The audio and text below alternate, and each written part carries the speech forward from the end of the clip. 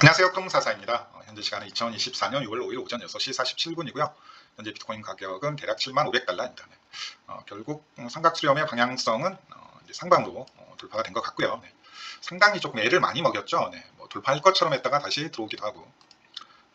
근데 뭐 개미들을 털어내야 되니까, 특히 선물 진입한 트레이더들을 털어내야 되니까 여기서 좀 상당한 지저분한 움직임이 나왔지만 결국 방향성은 위쪽이었다라는 게 조금 확인이 되고요.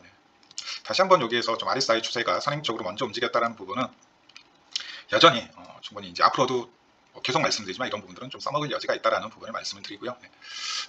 이렇게 된 이상 이제 일봉상의 하락 추세 하나만 남아 있죠. 이 추세만 뚫게 되면 모든 하방 추세는 이제 다 뚫렸다라고 보시는 게 맞을 것 같아요. 이제 요거 하나 남아 있죠. 요거 하나. 지금 살짝 위로 올라왔는데 요 위로 올라서게 되면 이제 사실상 모든 하락 추세는 이제 다 뚫어냈다라고 보시면 될 것 같고요. 그렇게 되면 이제 자연스럽게 제가 지금 계속해서 말씀드리고 있는 이런 역 헤드앤숄더는 아니면 컵앤들이라고 보셔도 상관은 없어요. 이런 역 헤드앤숄더 또는 컵앤들 그림이 충분히 만들어질 수 있는 조건은 완성이 된다라고 보시면 될 것 같습니다. 이런 제가 지금 이제 이 그림을 계속 밀고 있잖아요. 이런 그림은 충분히 이제 완성될 수 있다라고 보시는 게 맞을 것 같아요. 돌파 이후에 간단한 테스트가 한번 나올 것 같고요. 결국 이 박스권이 중요하잖아요. 지금 이 박스권이 되게 지금 중요한 상황인데 이 박스권의 상단이 넥라인이 되는 거죠. 넥라인 71,300달러 돌파 이후 테스트를 거치고 다시 한번 상승하지 않을까라는 생각을 해보고 있고요. 그리고 이 헤드앤숄더 또는 이 컵앤들의 목표가가 정확히 9만에서 대략 10만 달러 부근이다라는 말씀을 계속해서 드리고 있죠. 대략 뭐 이 정도 돼요. 약간 오차가 있긴 하지만 대략 9만에서 10만 달러 부근이다라고 생각을 하시면 될 것 같고요. 그리고 이 9만에서 10만 달러는 공교롭게도 직전 21년에서 이어지는 초장기 상승형 평행 채널의 상단하고도 좀 맞닿아 있는 부분이죠. 여기 추세 연장선에 있는 라인이다라는 거 좀 다시 한번 조금 확인시켜 드리겠습니다. 어쨌든 저는 좀 여름까지는 이 구조가 만들어지지 않을까라는 생각을 해보고 있다는 부분을 다시 한번 조금 강조를 드리고 싶네요. 조금 단기적으로 조금만 더 보시게 되면 내시장봉으로 보게 되면 이 수렴 돌파의 목표값을 어느 정도는 피보나치로 계산해 볼 수 있거든요. 일단 추세가 어디에서 뚫렸는지가 되게 중요하긴 한데 그냥 여기에서 뚫렸다라고 생각을 할게요. 그렇게 되면 추세가 돌파된 지점에서 1대1로 많이 올라가니까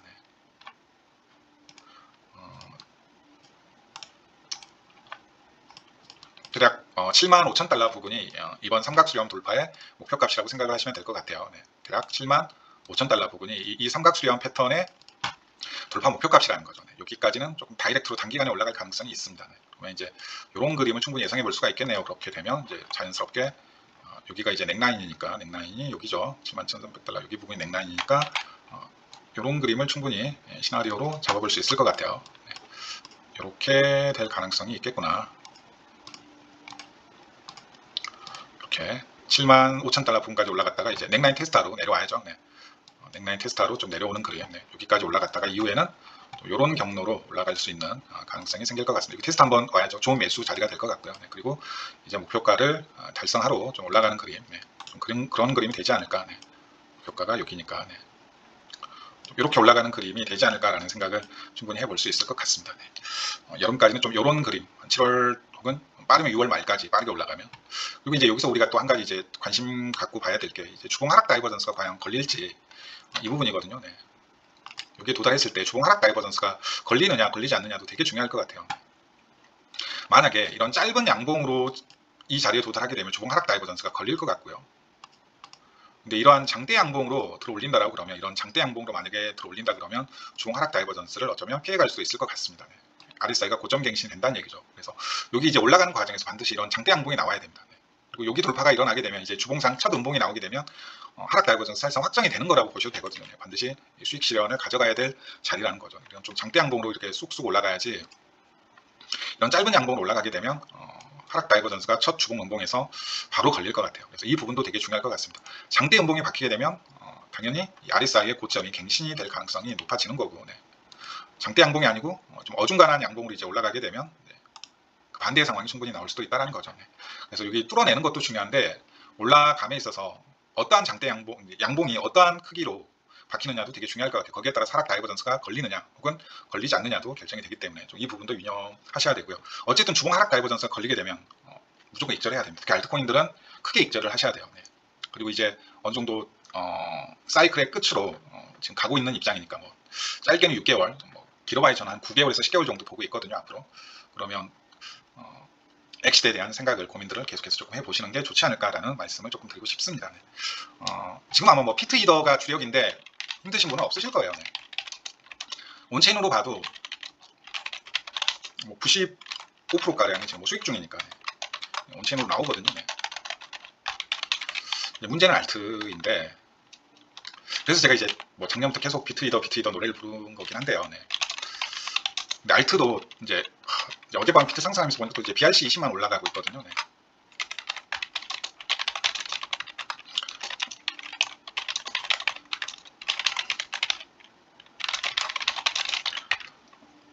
게다가 이제 이더리움 현물 ETF 거래가 아직 정식으로 이루어진 게 아니잖아. 그리고 이더리움 현물 ETF 거래가 만약에 정식으로 시작되게 되면 아무래도 또 이더리움 쪽으로 도미넌스 확 쏠릴 가능성이 있겠죠. 네. 계정 효과라는 게 분명히 있으니까, 개업발이라는 게 분명히 있거든요. 네. 그러면 여러 가지 재반 상황을 고려해 봤을 때 알트코인들은 조금 힘들 가능성이 있어요. 네. 알트코인들은 여전히 좀 힘들 가능성이 있습니다. 하지만 하반기에는 분명히 얘가 한 번은 온다. 한 번은 온다. 근데 여기서 중요한 건 타격 관리인데, 이걸 꼭 기억하셔야 돼요.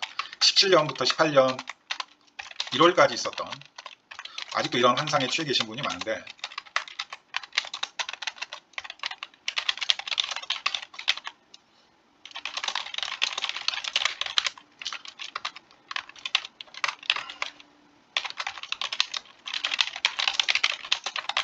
좀 이렇게 보시면 될 것 같아요. 이제 피트 이더는 펀더멘탈은 갈수록 제도권에 유입되면서 강력해지다 보니까 도미넌스의 저점이 좀 정해져 버렸어요. 네. 뭐 비트코인 기준으로 따지게 되면 47%, 48% 이상은 안 깨질 것 같거든요. 네. 근데 고점은 열려 있단 말이죠. 네. 그건 이더리움도 마찬가지고, 지금 이더리움도 이제 큰 고점에서 박스권이 만들어져, 그 박스권의 하단이 과연 깨질 수 있을까? 저는 안 깨진다라고 보고 있거든요. 네. 근데 위로는 또 열려 있단 말이죠. 근데 알트코인 도미넌스는 그 반대예요. 네. 하방으로는 지하 끝까지 열려 있는데 지금 상방은 어느 정도 천정이 정해져 있지 않았나. 네.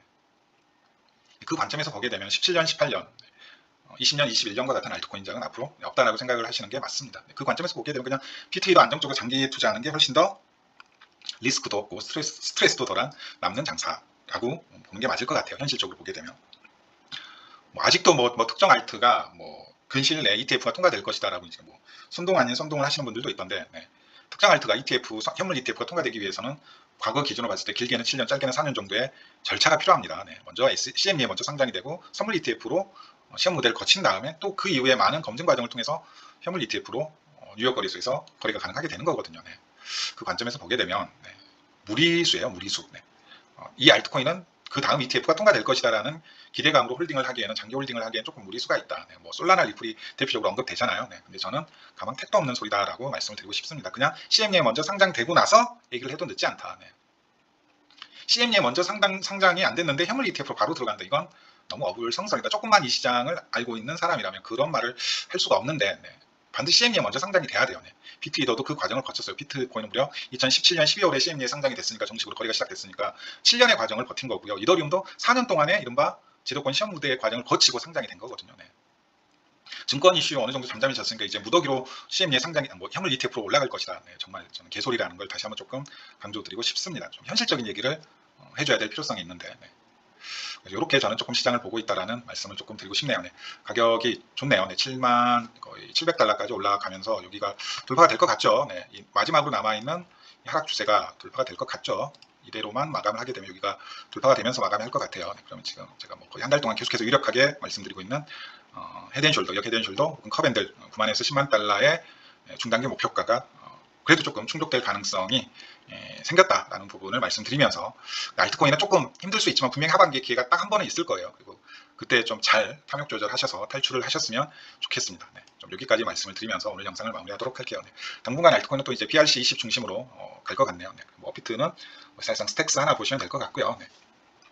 그 다음에 뭐 비썸에서는 스택스하고, 그 다음에 알렉스 있는데 알렉스는 해킹 이슈가 있다 보니까 좀 힘들 것 같고, 당분간은 그냥 뭐 스택스밖에 볼 게 없네요. 국내 거래소 알트코인 중에서는 해외 거래소에 가야지 뭐 오디널스부터 해가지고 다양한 BRC20 또는 이더리움과 호환되는 EVM 계열 코인들이 있는데, 좀 이렇게 보시면 될 것 같아요. 네. 감사합니다. 네. 벌써 수요일이고 날씨가 많이 더워졌네요. 건강관리 잘 하시고요. 하반기에는 기대해 보실만 합니다. 네. 하반기에는 기대해 볼만 하다라는 거 다시 한번 말씀드리면서, 강조드리면서 오늘 영상은 마무리하도록 하겠습니다. 감사합니다.